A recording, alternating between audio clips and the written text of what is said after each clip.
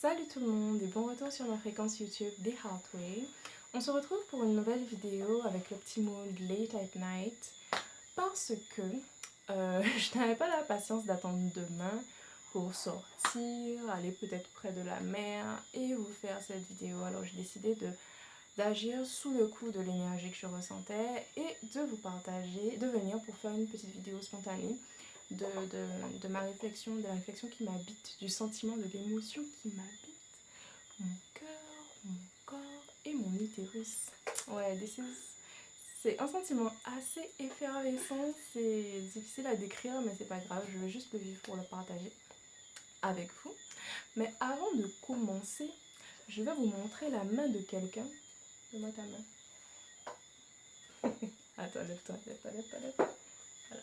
Montrer la main de quelqu'un que je ne peux pas vous montrer parce que ce n'est pas ma fille, mais c'est ma petite cousine qui tenait absolument, ne montre pas ton visage chérie, à être dans la vidéo.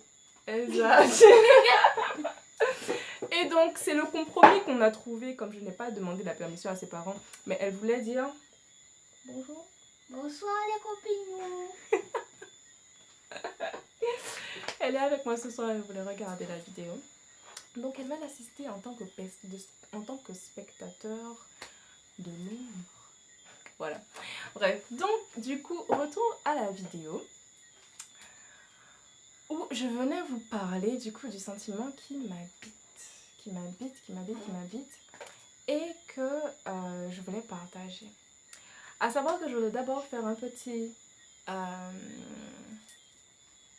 j'essaie de trouver le mot en français, mais je ne le vois pas, mais en tout cas un petit shout out to Femme Kalevé sur Instagram. Parce que quand j'ai ressenti cette énergie-là en moi, j'ai eu envie de poser tout ça à l'écrit pour le leur envoyer. Pourquoi ? Parce qu'elles sont... alors déjà, qu'est-ce que la page Femme Kalevé sur Instagram ? Donc c'est une page qui vise à mettre en lumière la réalité des femmes caribéennes en fait. Et enfin le mieux c'est d'aller voir sur leur page que je mettrai sans doute ici et que j'aurais sans doute déjà mis dès que j'aurais fait la première mention de Femme Kalevé, mais le mieux c'est d'aller voir sur leur page Instagram parce que bon je trouve que je pourrais peut-être rater des choses, mais en tout cas pour vous présenter cette page, rater des éléments importants, mais grosso modo en fait elle partage la réalité, c'est un espace de parole pour les femmes antillaises, afro-caribéennes. Donc principalement sur la page Instagram, ce que vous allez pouvoir retrouver, ce sont des témoignages de femmes en fait, donc des témoignages de toutes sortes. Donc que ce soit témoignages d'expériences de viol, agression sexuelle, harcèlement, ou que ce soit aussi des témoignages de juste le ressenti justement d'autres femmes qui n'ont pas forcément vécu ce type d'expérience, mais qui ont leur vision par rapport à ça et donc qui cherchent à le faire partager.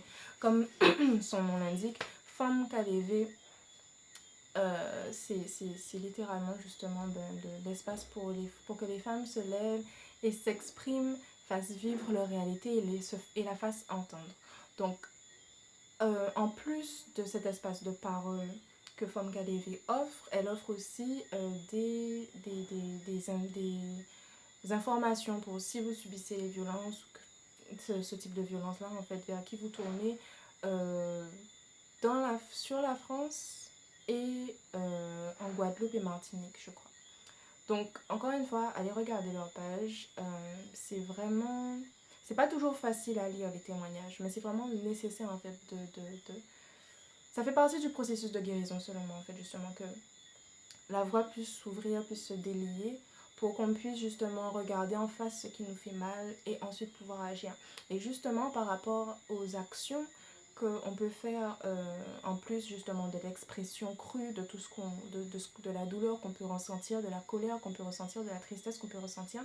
Femme KDV a récemment fait un appel aux femmes, donc comme je dis afro-caribéennes, qui désirent pour pouvoir écrire, faire des réflexions sur la réalité de femmes caribéennes.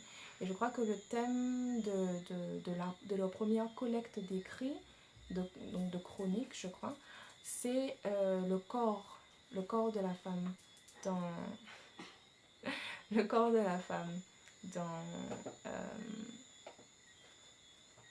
dans la réalité caribéenne. Oui, j'ai bugué. Donc, allez voir sur leur page Instagram. Je crois que c'est leur post le plus récent qui traite de ça. Et c'est pour ça que quand cet élan m'est venu, ce ressenti m'est venu, j'ai envie de le poser par écrit pour le partager dessus. Mais ça n'a pas vraiment à voir sur mais ça n'a pas vraiment à voir... ce que je partageais n'a pas vraiment à voir sur le thème du corps. Et aussi, il faut dire que surtout l'énergie de l'écriture et moi là, c'est pas... C'est-à-dire que pour ce type de sujet, je préfère parler. Je préfère avoir une expression orale en fait. Je préfère avoir une expression orale pour exprimer ce genre de choses. L'énergie n'est plus du tout à l'écriture pour ça. Donc du coup, c'est pour ça que j'ai préféré faire la vidéo et vous parler de cette page-là. Parce que je l'aime beaucoup. Et voilà. Donc retournons du coup à la question de ce pourquoi je suis là, qui est l'expression de ce sentiment en fait. Alors, ce qu'il faut savoir dans le sens de pourquoi... J'ai vu que tu en mets trop. Tu en mets beaucoup trop. Dans le sens de pourquoi est-ce que j'ai été inspirée à ça. C'est tout simplement parce que sur mon chemin actuellement, je suis dans cette phase d'être pour moi et avec moi pleinement, c'est-à-dire d'être présente à moi-même et d'être pour moi, me réapproprier mon être, me réapproprier ma personne, me réapproprier qui je suis dans une démarche de profond amour de soi. Voilà, c'est le chemin que j'emprunte, ce sont les pratiques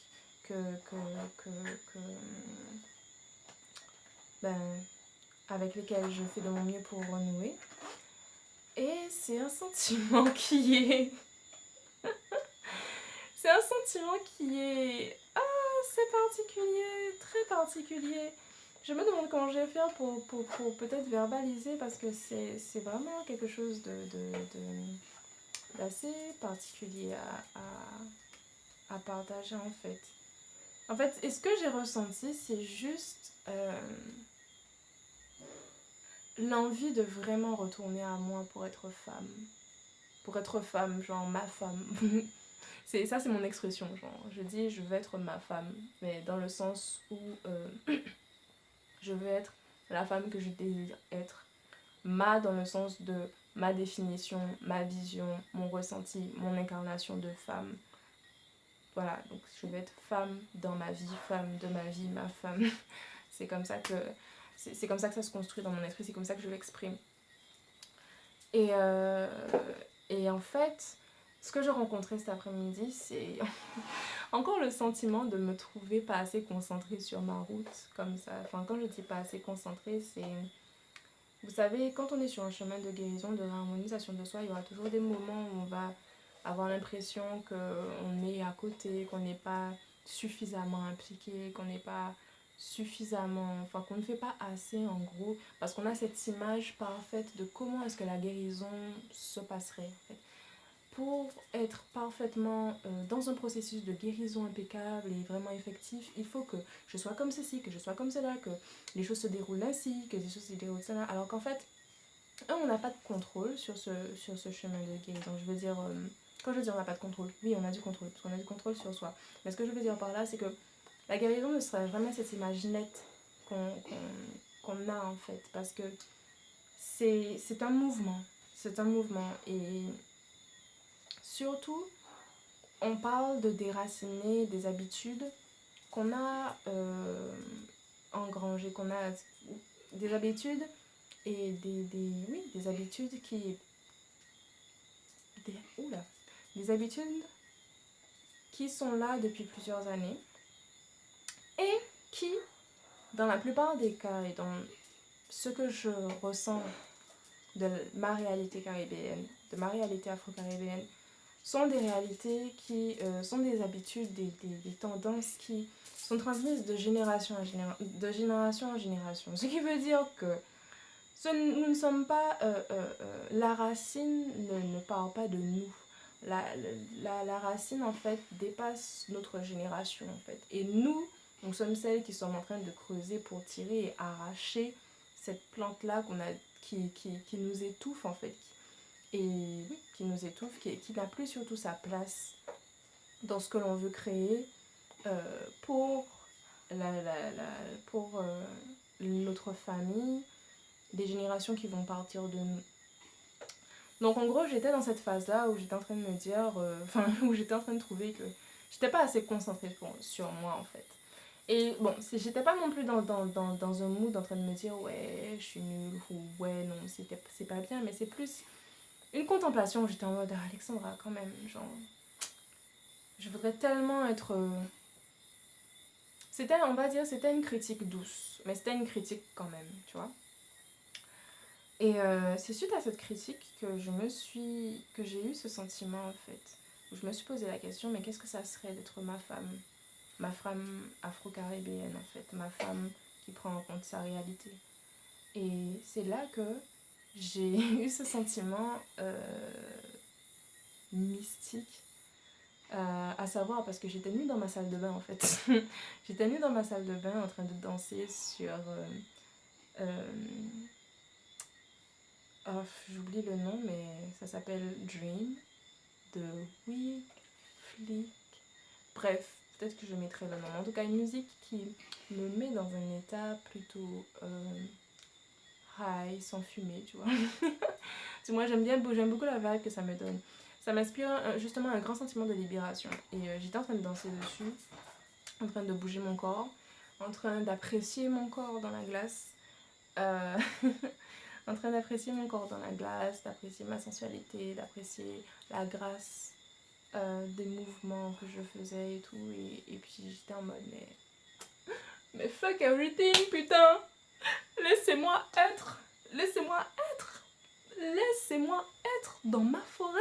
Laissez-moi être dans ma nature! Parce qu'en fait, c'est ça qui m'est venu aussi, c'est le fait d'avoir ce sentiment que quand je suis proche de moi, ma femme authentique, j'ai toujours une image de forêt qui se grave dans mon esprit. Genre, forêt tropicale, parce que, et bien sûr, mais forêt ou nature, parce que si je voulais aller au bord de la mer, c'était pour pouvoir justement capter cette énergie euh,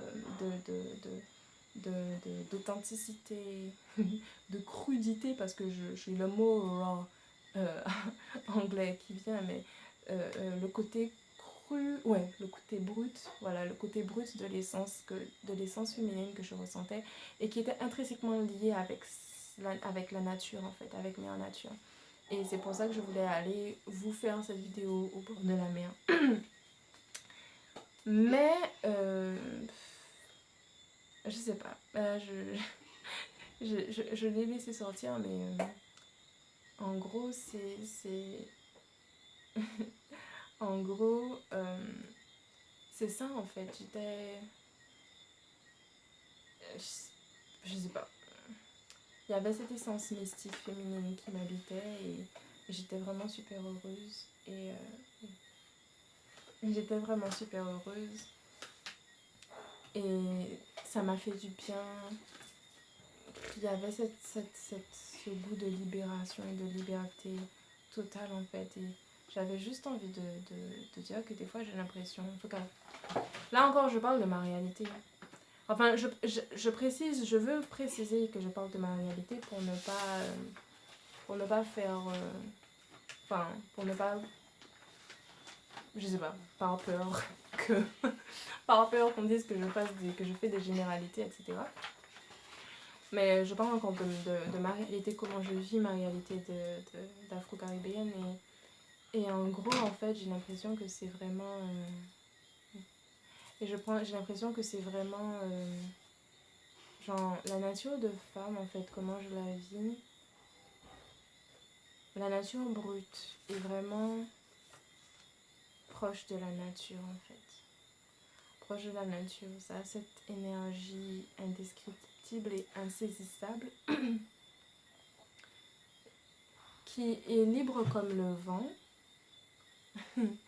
et ouais, qui est libre comme le vent. Et, et je sais pas. En fait, j'ai l'impression, voilà, parce que ce dont je voulais parler aussi, ce que je voulais aborder aussi, c'est comme je l'ai parlé enfin comme je l'ai mentionné tout à l'heure là, c'est la nature intergénérationnelle et transgénérationnelle que sont que sont les guérisons qu'on met en place, les harmonisations de nous-mêmes qu'on met en place. Je me souviens que j'avais réalisé une fois qu'en fait, ce que je vis, les difficultés que je peux avoir à m'aimer pleinement, à me donner de l'amour et à trouver son importance dans le fait de me donner de l'amour, de me l'exprimer à moi-même, et ben en fait, ça vient pas que de moi, c'est transgénérationnel. Oui, donc je disais, c'est pas quelque chose en fait, c'est quelque chose, ouais, cette difficulté-là émane des difficultés que mes mères ont eues. Quand je regarde les femmes autour de moi, quand je regarde ma mère, je vois ces difficultés-là. Quand je regarde ma grand-mère, je vois ces difficultés-là. Quand je regarde mes tantes, je vois ces difficultés-là. Quand je regarde... Et du coup, ça me fait supposer...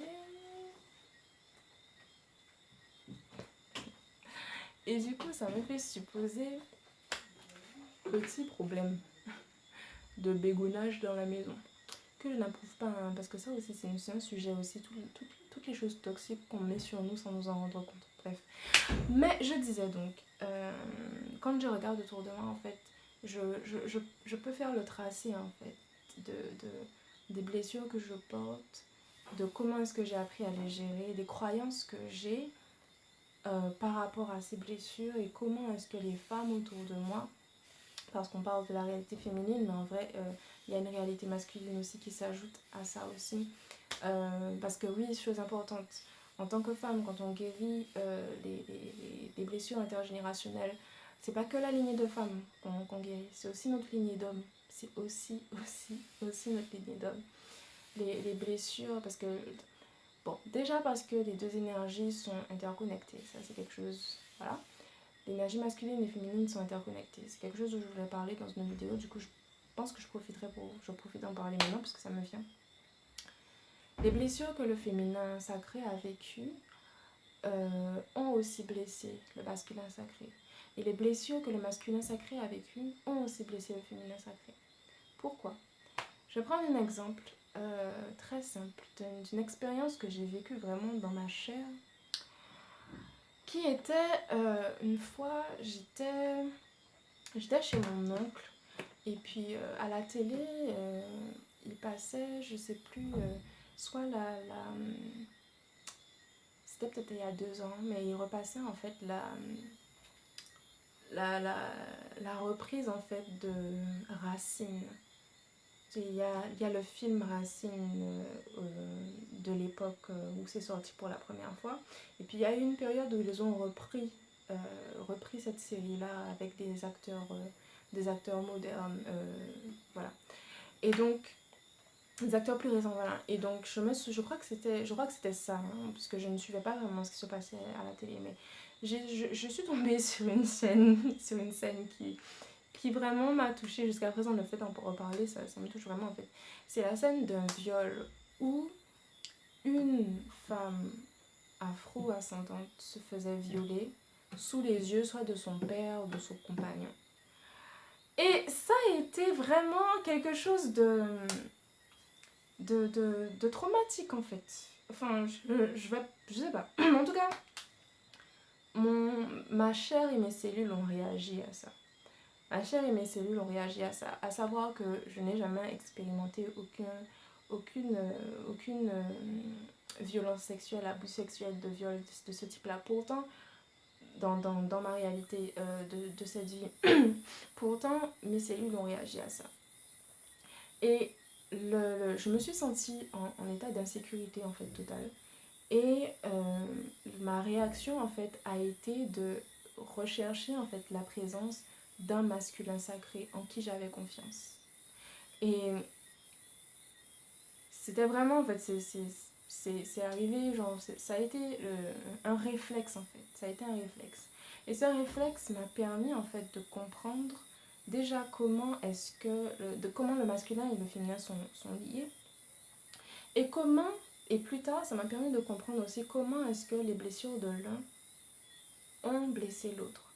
Parce que quand tu es la femme justement qui expérimente ce viol-là, tu expérimentes ce viol sous les yeux des masculins sacrés de ta vie, d'accord? Donc des êtres qui incarnent une énergie vers qui tu auras la tendance à trouver, à chercher, on va dire, le sentiment de protection. Or, ce sentiment cette protection-là n'est pas nécessaire. Pourquoi? Parce que dans le cas de l'esclavage, du contexte esclavagiste, enfin de l'esclavage, voilà, de la mise en esclavage, il y a la question de la mort qui est omniprésente au-dessus de ta tête et au-dessus de la tête des représentants du masculin sacré. Ce qui veut dire que eux, même s'ils le veulent, même si leur élan naturel est d'aller te porter secours, ils auront, ils ne, comme dans la situation, ils n'ont rien pu faire d'autre qu'assister à la scène entre frustration, confusion, colère, honte aussi de ne pas pouvoir aider en fait, d'avoir manqué à leur rôle. Je dis rôle dans le sens où je parle bien d'énergie. Hein. Donc quand on parle d'énergie, on ne parle pas de corps physique. Je ne dis pas que c'est le rôle de l'homme. Enfin, je ne rentre pas dans un carcan de l'homme doit être comme ci, la femme doit être comme ça. Je parle vraiment des énergies et de leur nature. Parce que, ouais, et de la nature de l'énergie. Ce n'est pas parce que l'énergie masculine aurait une caractéristique de défense et de protection que ça veut dire qu'une femme ne peut pas incarner cette caractéristique, à savoir qu'en tant qu'être complet, on a les deux énergies qui sont en nous. Donc, je disais que ça m'a permis de comprendre ça, en fait. Que du coup, en tant que femme, en fait, avoir cet élan de rechercher la protection vers l'énergie masculine et de ne pas la recevoir, ça blesse et ça fait mal. D'accord? Et du côté de l'homme, le simple fait de se sentir impuissant face à cet élan de vouloir protéger l'énergie féminine, ça blesse et ça fait mal aussi. Et j'ai parlé de honte tout à l'heure parce qu'à titre personnel, je pense que dans notre communauté, il y a énormément de ça, énormément de honte dans l'énergie du masculin sacré, d'avoir manqué en fait à, à un devoir ou à un appel intérieur. Petite update post-filming, ne jugez pas mes cheveux, les temps sont durs. Je disais donc que... Alors, ce qu'il faut bien comprendre sur ces histoires d'énergie masculine et féminine, en fait, c'est que les deux énergies forment vraiment un tout, en fait. C'est vraiment le tout divin, le tout sacré sur lequel tout notre monde est conçu. Donc, ce qui veut dire que essentiellement, le masculin sacré et le féminin sacré sont constamment en interconnexion. Leur mouvement est constamment de retourner en complémentarité. Et donc, du coup, les effets que va subir les choses que va subir l'autre, les impacts que vont subir un, vont affecter l'autre. Et dans une circonstance telle que l'esclavage, où une extrême violence est posée sur les représentants de ces diverses énergies, sur les représentants de ces deux énergies, les impacts seront extrêmement importants. Le féminin sacré et le masculin sacré chercheront toujours à se rejoindre et à interagir en harmonie. Donc, si des événements extérieurs apportent une disharmonie et attente à cette harmonie-là, les deux vont le ressentir en fait. Les deux vont le ressentir parce que une atteinte au féminin sacré, c'est une atteinte à l'harmonie. Une atteinte au masculin sacré, c'est une atteinte à l'harmonie. Et empêcher les élans et les mouvements naturels de ces deux énergies-là aussi, c'est une atteinte aussi à l'harmonie. Ce que je veux dire par là, c'est que du coup, en fait, c'est pour essayer de vous transmettre en fait la profondeur de la connexion qui existe entre masculin et féminin sacré.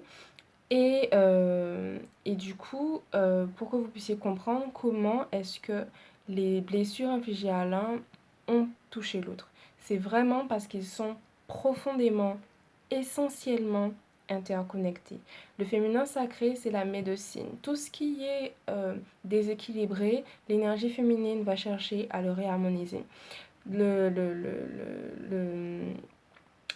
masculin sacré, c'est la protection justement de cet équilibre. Donc, tout ce qui, dès qu'il y a un danger, le mouvement d'action va partir de l'énergie masculine. Donc, si les deux sont restreints, sont brimés dans ce mouvement-là, ça les affecte et ça affecte l'autre. Bref, je ne sais pas si je suis assez claire, mais c'était juste une petite vidéo, c'était juste un petit ajout post-filming. Et donc voilà, retour au visionnage. Parce qu'il faut savoir aussi que toute la structure de la plantation du système colonial dans lequel évoluait du coup le système esclavagiste tel qu'on le connaît,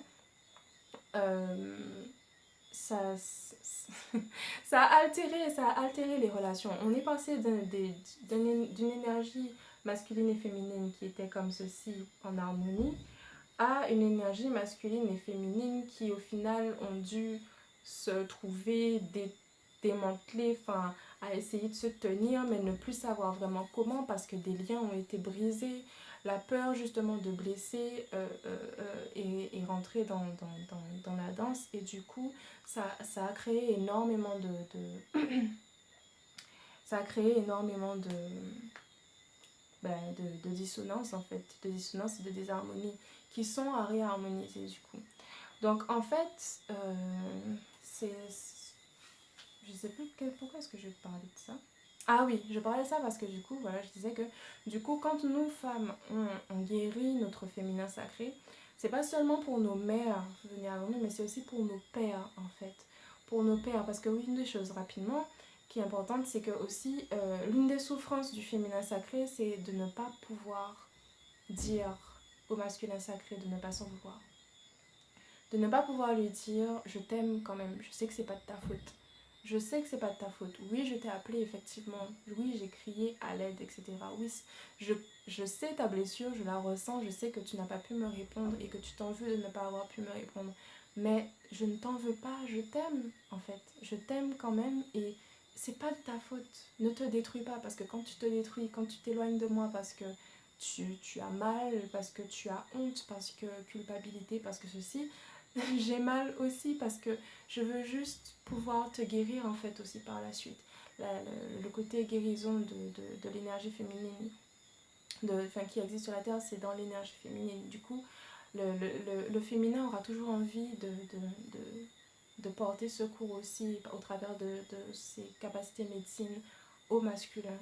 Et du coup, ça, ça crée un cercle vicieux en fait, ça crée un cercle vicieux. Et là je suis en train de me dire, est-ce que c'est pas pour ça que quand il est question de guerre, les femmes sont toujours celles qui sont visées parce que, ça enclenche le cycle en fait. Attaquer et agresser les femmes, qui va impacter le masculin sacré qui voudra la protéger. Empêcher cette protection-là qui va créer une culpabilité une culpabilité au niveau du masculin sacré et de la douleur au niveau du féminin sacré de se retrouver seul. Mais une douleur qui est ponctuelle, je dis bien sur l'instant. Parce que essentiellement, en tant qu'énergie, le féminin sacré ne pourra jamais en vouloir au masculin sacré.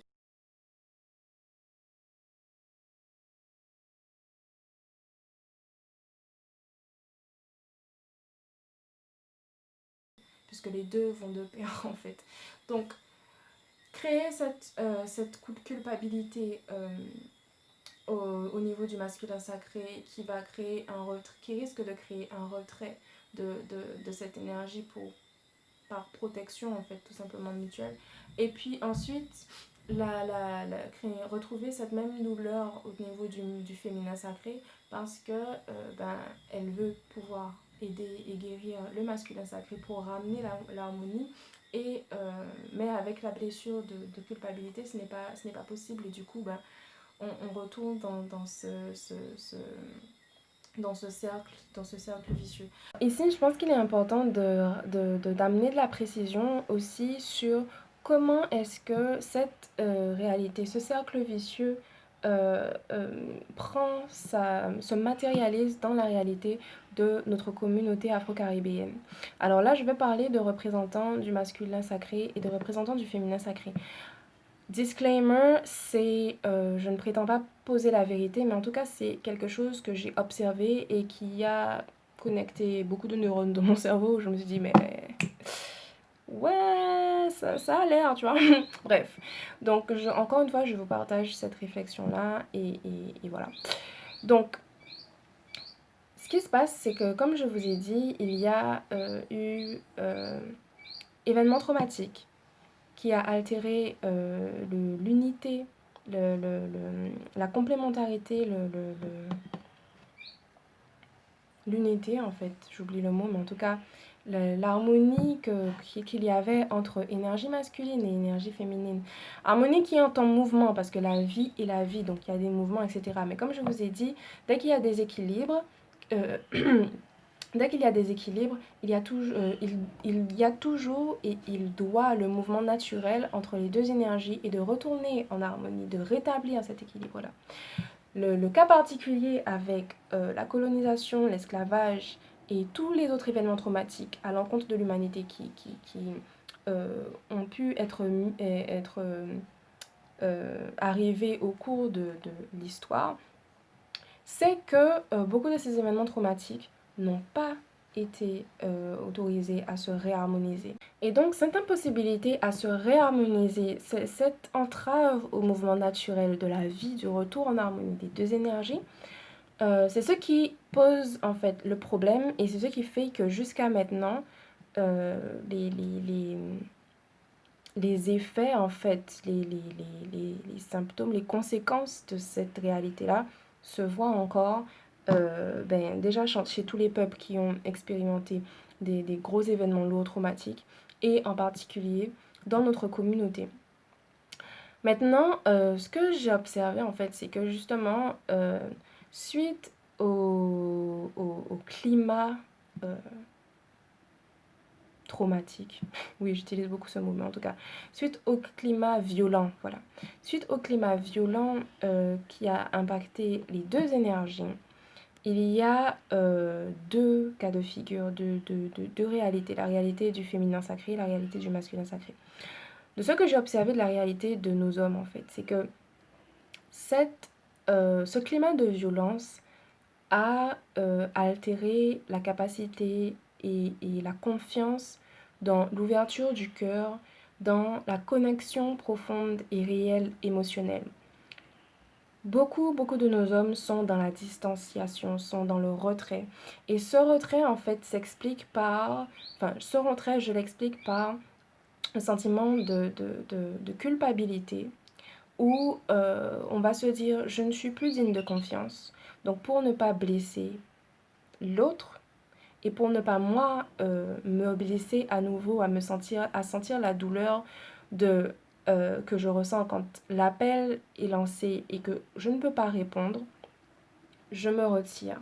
Et donc, je me retire et dans la vie de tous les jours, on va retrouver des hommes qui seront distants, qui auront de la difficulté à ouvrir leur cœur vraiment.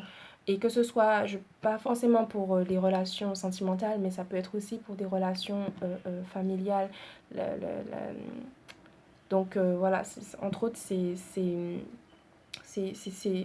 une des réalités que j'ai observées chez nos hommes. Et de l'autre côté, tu as le sentiment d'abandon du féminin sacré, à savoir je suis seule, donc je ne peux compter que sur moi.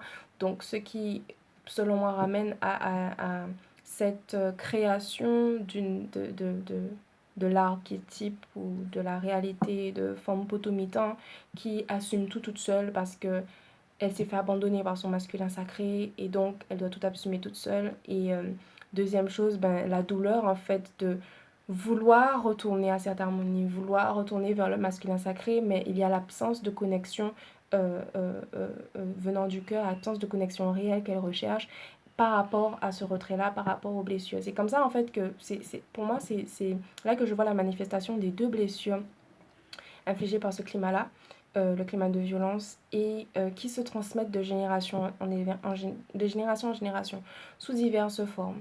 Ça prend plusieurs noms. Je pourrais parler précisément de la réalité divine féminine parce que c'est celle que je connais, donc ça se manifeste avec genre des problèmes dans l'estime de soi, des problèmes dans l'amour de soi, la question de la dépendance affective. Et donc, et tout ça, en fait, sont les manifestations matérielles physiques, pardon, enfin, oui, matérielles, de dire, troisième dimension, s'il faut, enfin bref, les manifestations physiques, là, qu'on peut voir et toucher dans notre dimension de vie, et sentir dans notre chair aussi, qui altèrent les relations, qui altèrent la réalité de notre communauté en termes de relationnel, entre les représentants masculins sacrés et représentants féminins sacrés.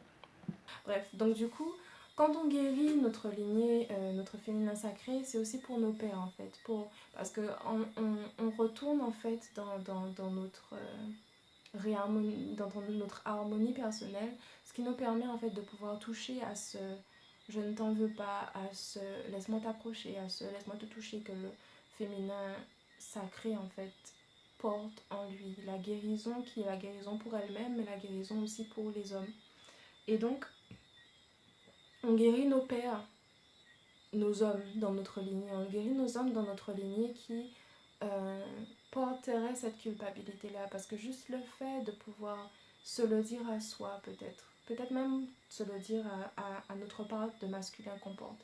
Le simple fait de pouvoir visualiser et penser à nos ancêtres masculins porteurs du masculin sacré.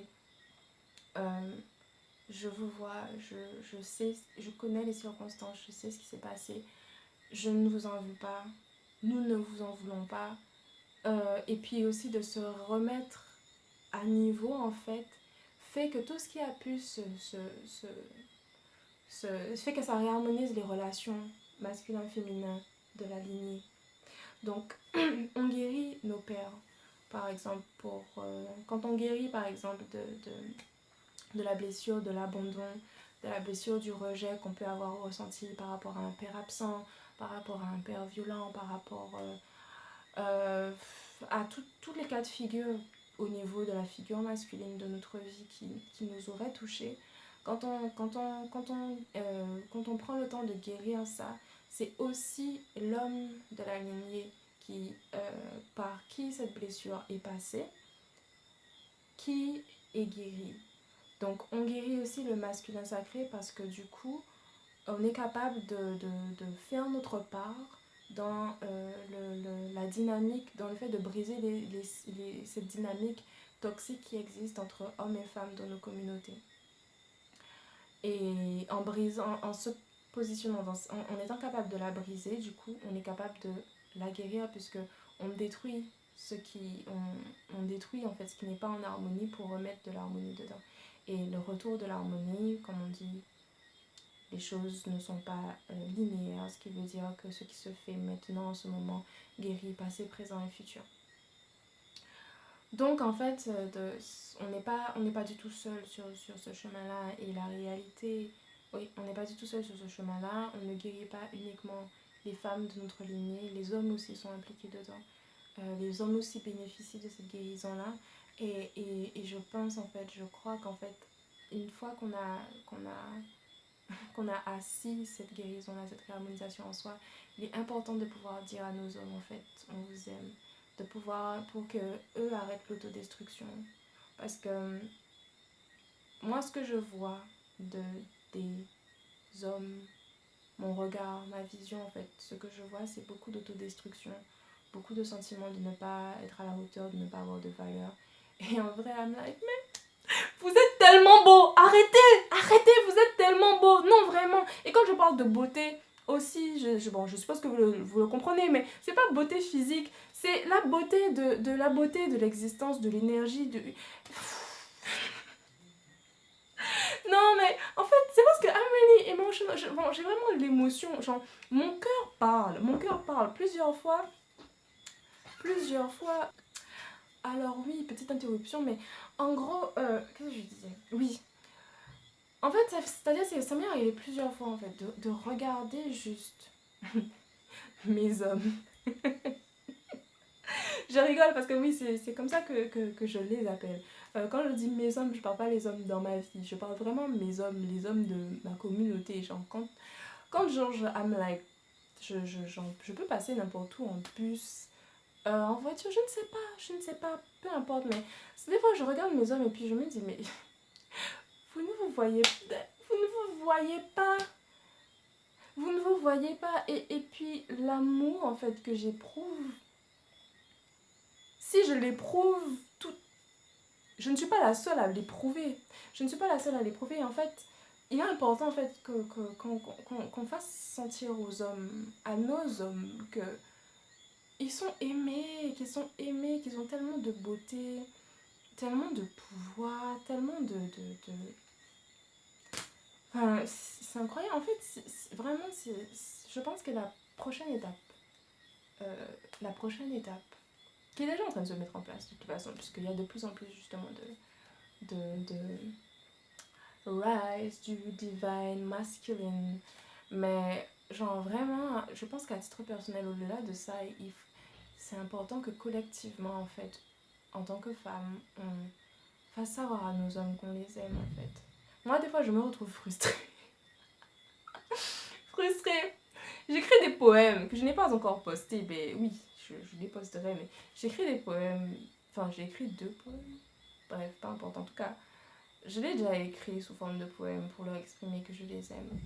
Mais des fois, j'aimerais vraiment que ça soit entendu pour qu'ils puissent arrêter de détruire leur vie comme ça, en fait, d'être dans l'autodestruction. Vous méritez pas ça, vous méritez pas l'autodestruction, vous méritez la vie, en fait. Vous avez votre place dans la vie. Vous avez votre place dans la vie, vous êtes la vie avec nous, en fait.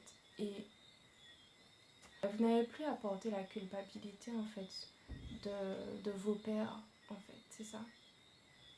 Parce que même vos pères portaient la culpabilité de leur père, qui portait la culpabilité de leur père, qui portait la culpabilité de leur père, jusqu'à ce qu'on remonte à l'incident qui a créé cette culpabilité, qui est dans la réalité de notre communauté, l'événement traumatique qu'on a vécu qu'on a vécu historiquement quand on parle d'esclavage et de déportation, et qu'on continue d'expérimenter actuellement par rapport à la continuité de la colonisation.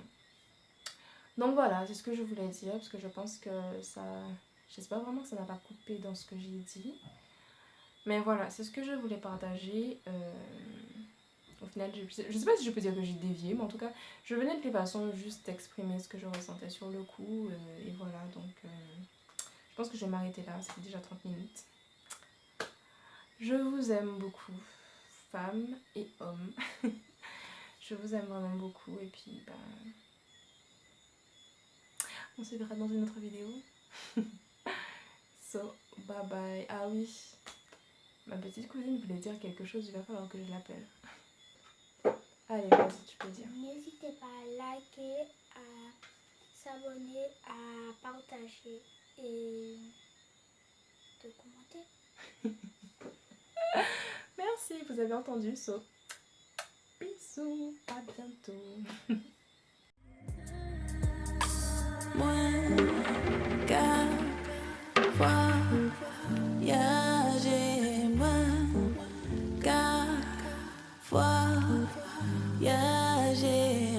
C'est qu'elle a pas les ça qui fait belle. Pas les allégés, ouais, on laisse plein butin. On pense à qui est essentiel. On connecte avec ça qui en sait.